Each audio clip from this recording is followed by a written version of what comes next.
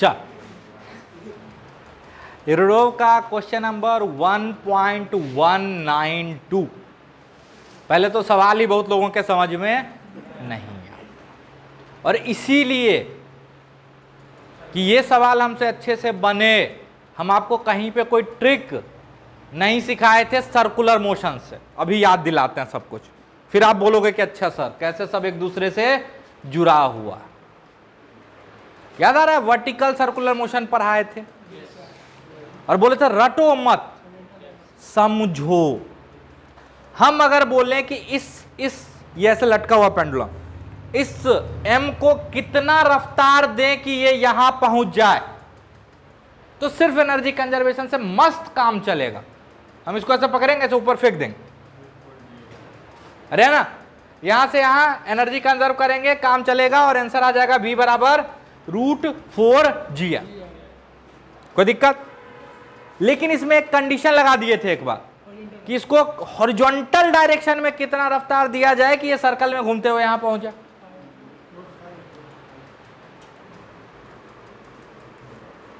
है ना, ये इसको हॉरिजॉन्टल में कितना रफ्तार दिया जाए कि वहां पहुंच जाए। तो अब ये मस्त चुपचाप यहां से यहां एनर्जी कंजर्व करके काम नहीं चलेगा, है ना। अब देखना पड़ेगा कि कहीं टेंशन तो जीरो नहीं हो रहा। क्यों? क्योंकि जैसे ही अगर रास्ते में कहीं टेंशन जीरो हो गया, ध्यान से सुनना,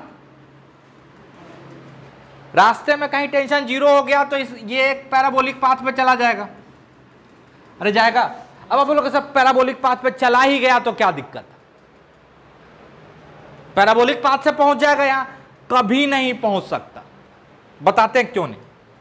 आप सिंपली इसको कितना रफ्तार दिए, एनर्जी कंजर्वेशन सोच के कि ऐसे √4gl दे देते हैं, ये कहां पहुंच जाएगा? ऊपर।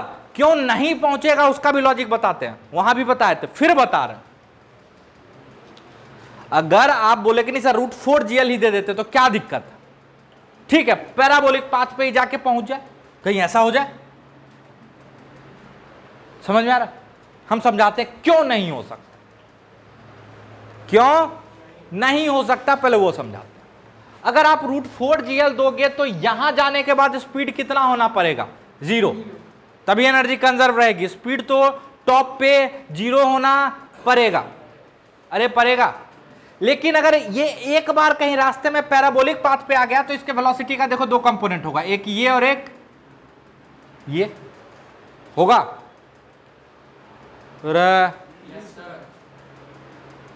ये कंपोनेंट को तो ग्रेविटी 0 कर सकता, ठीक है, ये से जाएगा किसी जगह पे, ये 0 हो जाएगा बस। लेकिन इस कंपोनेंट को ग्रेविटी कभी भी चेंज नहीं कर सकता।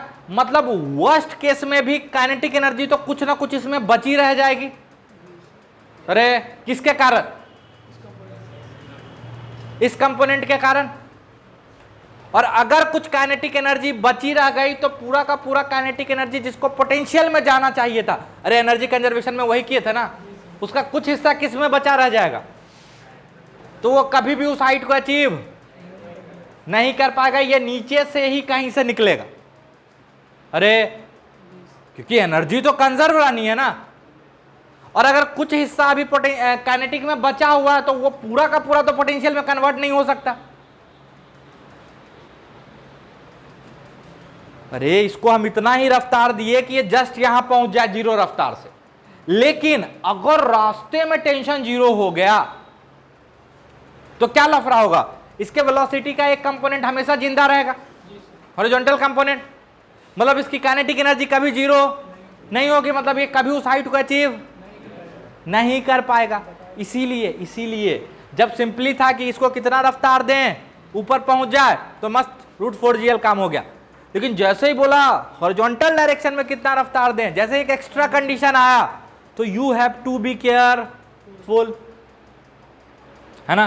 फिर क्या देखना पड़ा था कि देखो भाई कहीं टेंशन 0 ना हो जाए, और टेंशन को 0 होने से बचाने के लिए क्या करना पड़ा था हमको? यहां पर भी कुछ रफ्तार मेंटेन रखना पड़ा था। कितना? √gl।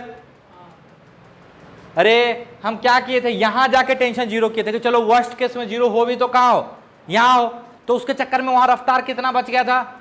√gl। समझ में आ रहा?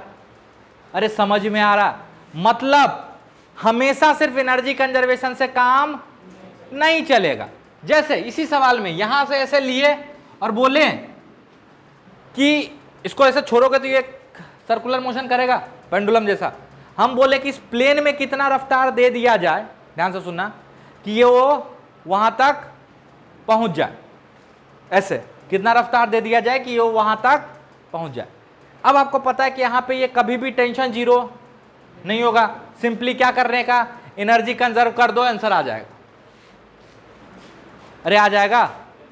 हे भगवान, हम जानते हैं कि यहां कहीं टेंशन जीरो नहीं होता, रफ्तार ही जीरो हो सकता। कर चुके हैं सर्कुलर मोशन में, बहुत मेहनत किए थे। दैट मीन्स अब हमको बस इतना ध्यान रखना है कि यहां इतना रफ्तार दे दें कि यहां और यहां के बीच एनर्जी कंजर्व हो जाए। अरे है ना, मतलब half M B square equal to M G H. H कितना होगा आप ही बताओ? L minus L cos theta.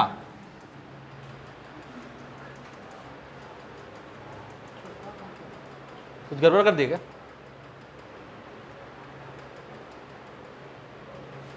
ये कितना है? एल। तो ये हाइट कितना है? हाँ, एल कॉस थीटा। तो M G L cos theta. तो यहां से कितना वैल्यू आ गया?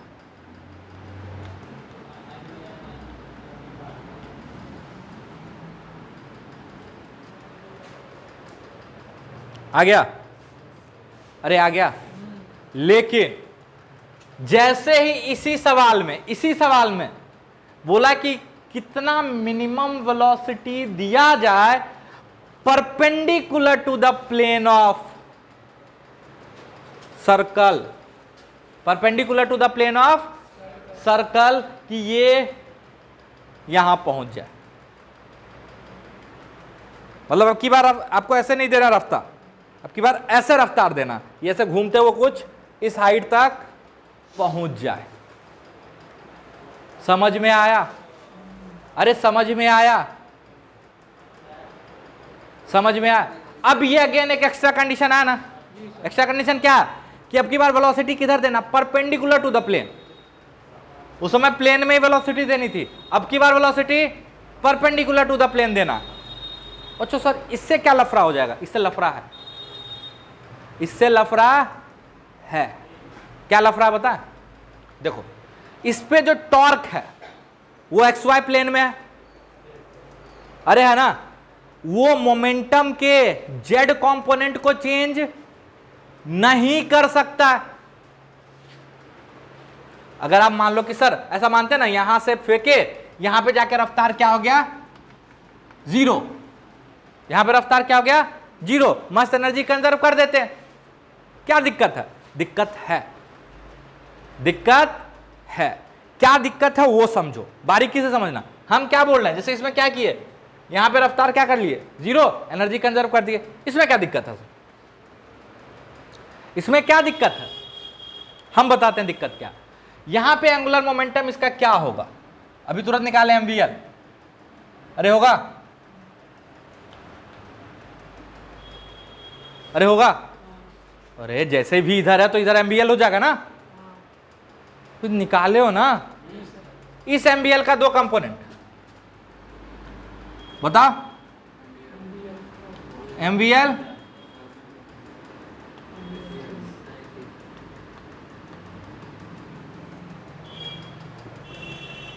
अरे होगा?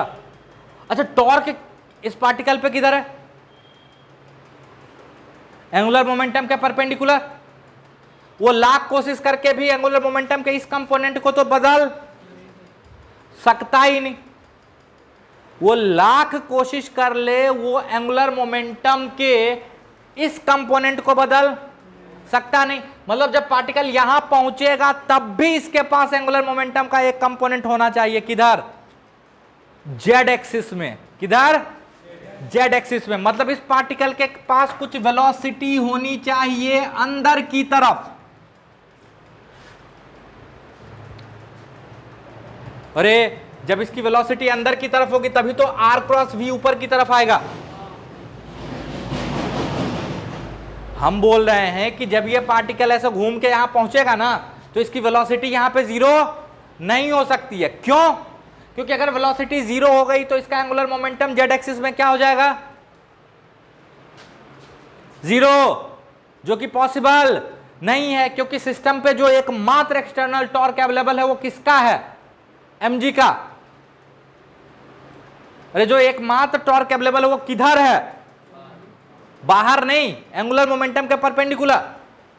वो इस वाले कंपोनेंट को तो कभी बदल ही नहीं सकता। अभी तुरंत प्रूफ किए बे, इतना मेहनत काहे के लिए किए थे उसमें? वो सिर्फ किस कंपोनेंट को बदल सकता था? एक्स वाई कंपोनेंट वाले को। जेड वाले कंपोनेंट को तो वो छेड़ भी नहीं सकता था। मतलब जो जेड कंपोनेंट एंगुलर मोमेंटम का यहां है, यहां भी होना पड़ेगा। और यहां अगर जेड कंपोनेंट है एंगुलर मोमेंटम का तो वेलोसिटी का एक कंपोनेंट तो अंदर होना पड़ेगा, ताकि आर क्रॉस वी किधर हो? ऊपर। अब आप बोलोगे सर इधर ही कंपोनेंट क्यों नहीं, इधर भी तो हो सकता है। हो सकता है ना। अब बोलोगे सर यहां पे स्लैक ही हो जाए रस्सी तो क्या दिक्कत है? वेलोसिटी का एक कंपोनेंट इधर भी तो हो सकता है। अरे हम बोल रहे हैं कि अंदर की तरफ है, आप बोलते हो नहीं सर इधर भी एक कंपोनेंट है, क्या दिक्कत है?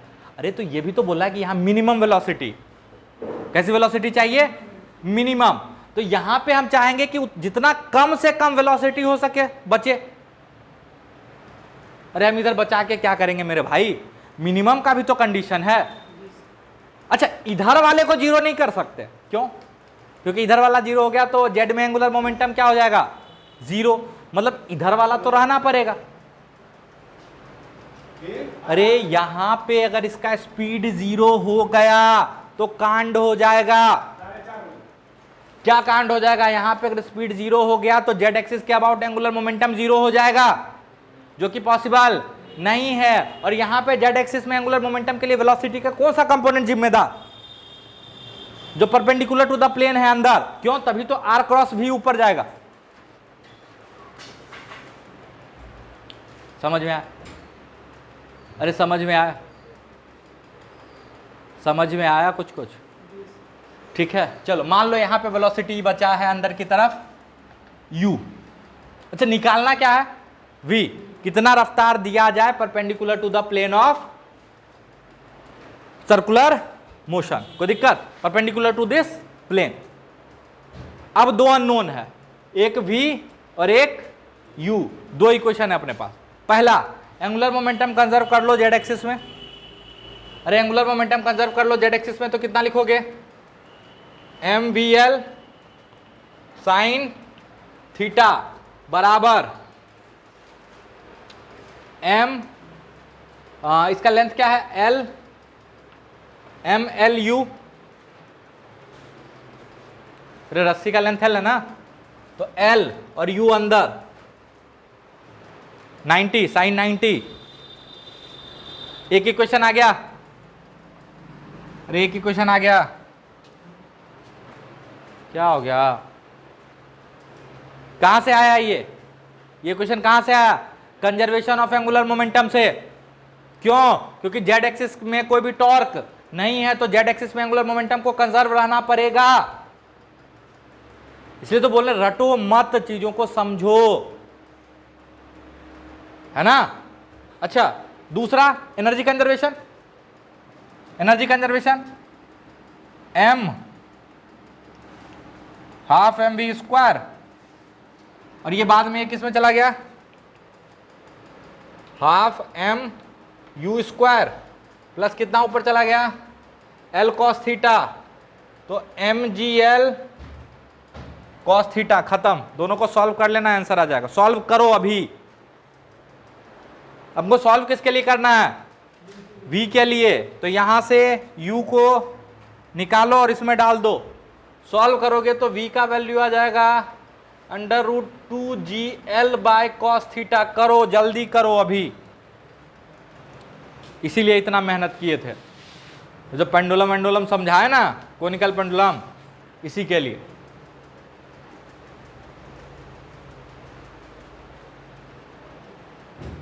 अरे कुछ समझ में आ भी रहा है कि नहीं?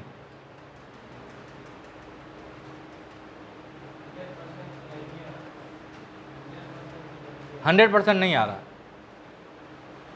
बीच बीच में आओगे तो समझ में कहाँ से आएगा? जो रोज आते हो उसमें किसको किसको दिक्कत है?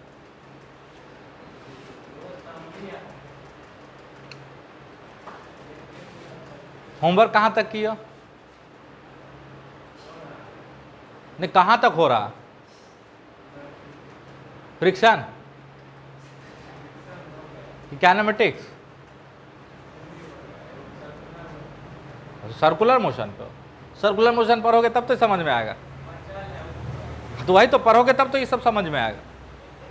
सर्कुलर मोशन के बाद वर्क पावर भी है, वर्क पावर के बाद सेंटर ऑफ मास और मोमेंटम भी है, और रोटेशन का तीसरा लेक्चर है। उम्मीद कर दो सब समझ में आएगा। हाँ, आप बोलो, पूछ सकते हो, कोई दिक्कत नहीं है। कितना आएगा आंसर? √2gl/cos θ। वहां देखो ना लिखा हुआ बे। तो देखे, बस एक कंडीशन चेंज करने पे क्या कांड हो गया। यहां पे था v कितना दिया जाए कि यहां पहुंच जाए √2gl/cos θ, और यहां पे v कितना परपेंडिकुलर टू द प्लेन दिया जाए।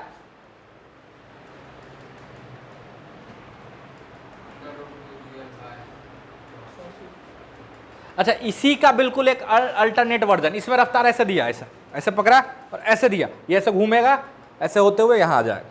ठीक है, इसी का एक अल्टरनेट वर्जन ये होता है। देखो, एक कटोरा है ना, मस्त फ्रिक्शनलेस कटोरा, ऐसे बोल दिया कि यहां से थीटा एंगल पे एक बॉल को ले गए, है ना। अरे यहां से देखो ना, अब इस बॉल को इस डायरेक्शन में कितना रफ्तार दिया जाए कि एक कटोरा से बाहर चला जाए, मतलब ऐसा कुछ। ठीक है, अरे समझ में आया? यहां टेंशन वाला काम कौन करेगा? नॉर्मल। और यहां पे भी देखो, यहां पे भी जो टॉर्क आएगा वो किधर आएगा? XY प्लेन में आएगा। तो वो कभी भी एंगुलर मोमेंटम के जेड कंपोनेंट को बदल नहीं पाएगा। तो यहां पे रफ्तार जीरो नहीं हो सकता। अगेन ऐसा ही कुछ सिचुएशन बनेगा। अरे इक्विवेलेंट क्वेश्चन है दोनों। समझ में आया?